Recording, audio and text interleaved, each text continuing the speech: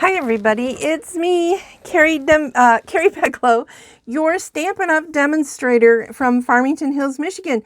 This is a taped video for my Facebook page, facebook.com/Memory Inkers. So, I am going to, on Saturday, I did a live and I told you guys about the sweet conversations and how it wasn't just for Valentine's Day. Obviously it's geared to that, but it isn't just for that. So, I am going to use this. Am I using this one? No, I am not. I am using this one today. I'm going to be using this Where Would I Be Without a Friend Like You stamp. And I am using some of the Sweet Talk Designer Series paper, which is so stinking cute. I think personally this would be a great card, a great design for a kid's birthday card. I mean, kids love candy, right? And they're not all heart-shaped. And these heart ones, do you guys ever buy those like strips of hearts candies? My kids loved those. And I've done them where they were like a countdown thing for Valentine's Day or for Christmas. I stuck them in things and love them. But anyway, this could be really cute for a kid's card, but I'm going to flip it over. And I'm going to use this beautiful Blushing Bride sort of modeled look for the base of my card. And this is cut 3 3/4 by 5. I have 2 pieces of basic white cut at 4 inches by 5 1/4 inches. One is going to be for the inside of the card and one is for the outside of the card. And then of course my card base, which is 5 1/2 by 8 1/2, and folded in half it will be 4 1/4 inch by 5 by 5 card, which you guys have. In America, that's pretty the standard card for card makers because we use our 8 1/2 by 11 paper. Okay, so I also have another piece of a real red paper at 2 3/4 by 2 3/4. This is pre-cut. And then I have a piece that is 2 1/2 by 2 1/2, but I've already pre-stamped that one, but I want to show you what I did. And when I made this card, I absolutely started with a bigger piece because I had no idea how it was going to turn out. Also, I pre-stamped it because today, I don't know how it's going to come out, but I'm hopeful, okay? So I'm going to use this pretty solid heart shape right here from the Sweet Conversations. And remember I said this is not a Valentine card. So I'm going to ink that up in Blushing Bride. Now my Blushing Bride is not newly inked, so it is going to come out quite light, which was my plan. So I've stamped it once, and then I'm going to flip it over and I am going to touch the tips like that. Then I'm going to go sideways. Now I want you to look at this. Picture that in green and tell me that that is not great for St. Patty's Day. It sure is, but I'm not doing St. Patty's Day either. So I'm going to do that again, like so. Then I'm going to put the tip here, but I'm going to center the heart like this. And I'm going to do that 4 times around.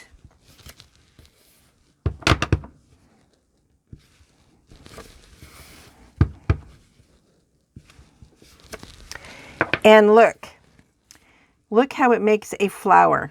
Now this is the reason though why I pre-stamped, because this flower is kind of not real straight, but that's okay. Then I took,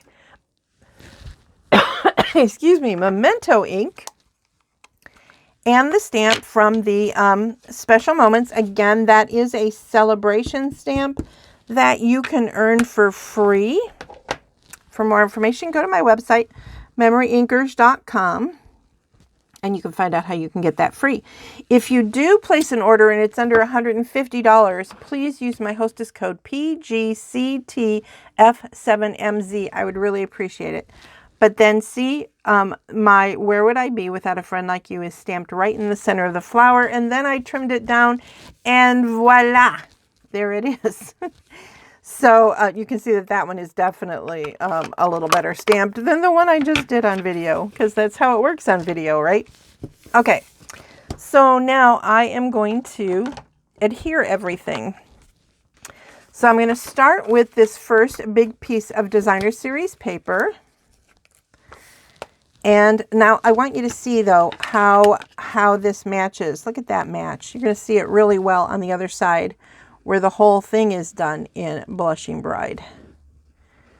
I think people forget about Blushing Bride because it's kind of an unusual pink. It's a brown toned pink, in my opinion. I'm not an artist, so feel free to disagree with me on that, but it is quite pretty.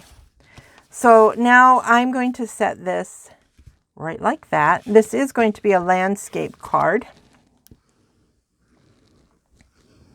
Of course, it doesn't have to be, because my sentiment is a square. I almost said perfect square, but I know you know who you're dealing with. It is probably not a perfect square. So there you go. And then, of course, the sentiment on top of the real red. So this is my tiny tip. This is a Tiny Tip Tuesday video, and my tip is to think outside of the stamp image. You do not try to look at images and what else can they be. Play around. Use some scrap paper, old typing paper, the back of, something you don't really care about, and then you can have a lot of ideas come. Like I said, I was playing with this, and when I stamped the first 3 hearts, it could make a clover. If you want to make a 4-leaf clover, certainly you could do that too, but it kind of made a clover design. So if you stamp that in green, fun for St. Patrick's Day. Here I did it 8 times and it became a flower. So now I'm going to put this up on dimensionals for you guys. I'm going to use my awesome Take Your Pick tool. Do you have this Take Your Pick tool? This thing is so cool, and it's only $10. And it has all kinds of extra heads. I think I need to do a Tiny Tip Tuesday on everything you can do with this. Yep, I'm putting that in my things to make for you guys as soon as possible. So I will get right on that so you guys can have that. So there you go. If you're like me, I like to put one in the center. Looks like a dice, right? Doesn't it? Makes you want to go play, I don't know, Yahtzee. I am not good at picking these things off. Like I see some other demonstrators, they just flick them off so easy. And I think my husband tells me I have a heavy hand. So I want to dig in too deeply instead of being gentle with it. Did I get them all? Okay, I did. So you can see this could go either way. You can even do it off to the side, do it a little crooked. I'm just going to be a little boring. I'm going to put it right in the center. And then I'm going to add some bling, which I set aside somewhere not close by. So give me just 1 second to grab that. Okay, after wandering around and looking for it, it was sitting seriously right over here, off to the side, just off camera. So I am going to be using the Iridescent Rhinestone Basic Jewels. You guys are probably, I hope you're not getting tired of these jewels. I use them all the time. All the time. I love them. So I am going to just stick a few on here. Now they are 3 different sizes, so you can decide where you want to use them. And I get a little bit carried away with these guys. I like them. I can't help myself. And when a card has dimensions like this one does, I like using the fatter ones because, it's a dimensional card, so it's okay if there's some fat ones off right there, right? So there you go. Just a little tiny tip. look at your stamps. How else can you use them? What else can you do with these? I have seen this X on a lot of other cards that say, you know, like the raindrops, and they'll put the X on like no rain, we don't want it. Here in Michigan, we might want to do that with some snowflakes because I'm done. Christmas is over. We didn't have much for Christmas, so we don't need them. No, that's not true. The snow is beautiful. It is beautiful. So anyway, there you go. If you want to take a quick screenshot, there is a fun card for you. I hope you enjoyed this Tiny Tip Tuesday on how to think outside the stamp box. Have a great day. Bye.